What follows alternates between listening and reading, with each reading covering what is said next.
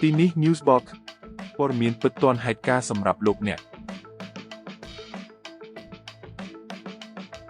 ក្រុមហ៊ុន Rheinmetall ផ្គត់ផ្គង់អ៊ុយក្រែនបន្ថែមជាមួយនឹងប្រព័ន្ធការពារដែនអាកាស Sky Ranger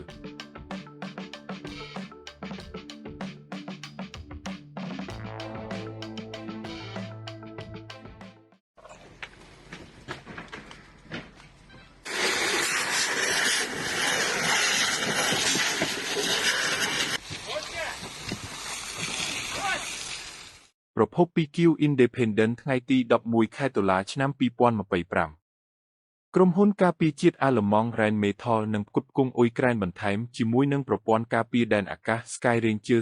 35ដោយផ្អែកលើកិច្ចសន្យាជាមួយប្រទេស EU ដែលក្រុមហ៊ុនបានប្រកាសកាលពីថ្ងៃទី10ខែតុលាការដឹកជញ្ជូននាពេលខាងមុខឆ្លើយតបទៅនឹងតម្រូវការបន្ទាន់របស់អ៊ុយក្រែនសម្រាប់ដំណោះស្រាយការពារដែនអាកាសដែលមានតម្លៃថ្លៃខណៈរុស្ស៊ីបង្កើនការវាយប្រហារដោយយន្តហោះគ្មានមនុស្សបើកដោយមានយន្តហោះគ្មានមនុស្សបើកជាង450គ្រឿងបានបាញ់បង្ហោះកាលពីយប់មិញ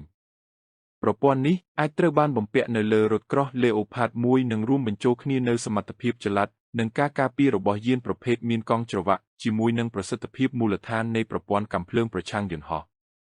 វាមានចម្ងាយរហូតដល់ 4000 ម៉ែត្រនិងមានភាពជាប់គ្នាយ៉ាងខ្លាំងជាមួយ Oerlikon Revolver កាន់ MK3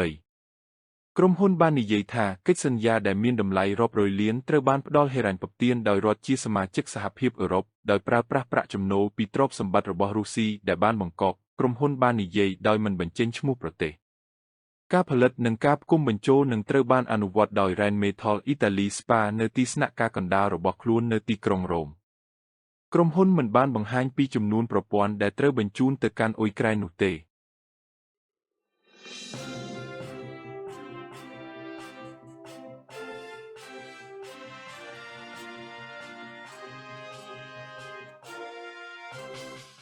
នាយកប្រតិបត្តិ Rheinmetall លោកអាមីន ប៉ាប់ភឺហ្គើបាននិយាយថាយើងមានអំណរគុណចំពោះការជឿទុកចិត្តដែលអ៊ុយក្រែនបានផ្ដល់មកលើយើងក៏សូមថ្លែងអំណរគុណដល់រដ្ឋ EU សម្រាប់ការគាំទ្ររបស់ខ្លួនដែលបញ្ជាក់ពីកិច្ចខិតខំប្រឹងប្រែងបន្តរបស់យើងក្នុងការគាំទ្រអ៊ុយក្រែន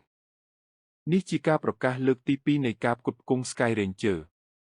លោកប៉ាប់ភឺហ្គើបាននិយាយនៅថ្ងៃទី8ខែកញ្ញាថា Rheinmetall នឹងផ្ដល់ឲ្យអ៊ុយក្រែននូវប្រព័ន្ធការពារដែនអាកាសចល័តដែលត្រូវបានរចនាឡើងដើម្បីទប់ទល់នឹងយន្តហោះគ្មានមនុស្សបើកក្រោមកិច្ចសន្យាដែលមានតម្លៃរាប់រយលានអឺរ៉ូ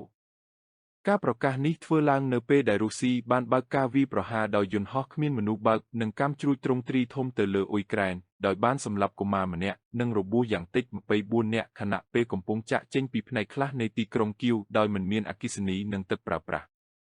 ការវាយប្រហារនេះគឺជាផ្នែកមួយនៃយុទ្ធនាការលើអាកាសកាន់តែខ្លាំងឡើងរបស់រុស្ស៊ីដែលផ្ដោតលើហេដ្ឋារចនាសម្ព័ន្ធថាមពលរបស់អ៊ុយក្រែននៅមុនរដូវរងារុស្ស៊ីបានពឹងផ្អែកកាន់តែខ្លាំងឡើងលើការវាយប្រហារដោយយន្តហោះគ្មានមនុស្សបើកដើម្បីវាយប្រហារទីក្រុងនានារបស់អ៊ុយក្រែននេះជាបញ្ហាសំខាន់សម្រាប់ការការពារដែនអាកាសរបស់អ៊ុយក្រែនប្រព័ន្ធដូចជា NASAM, Iris-T និង Patriot អាចបាញ់ទម្លាក់យន្តហោះគ្មានមនុស្សបើកបានយ៉ាងងាយស្រួលប៉ុន្តែការប្រើប្រាស់ពួកវាសម្រាប់គោលបំណងនេះមានគុណវិបត្តិចម្បងមួយគឺតម្លៃ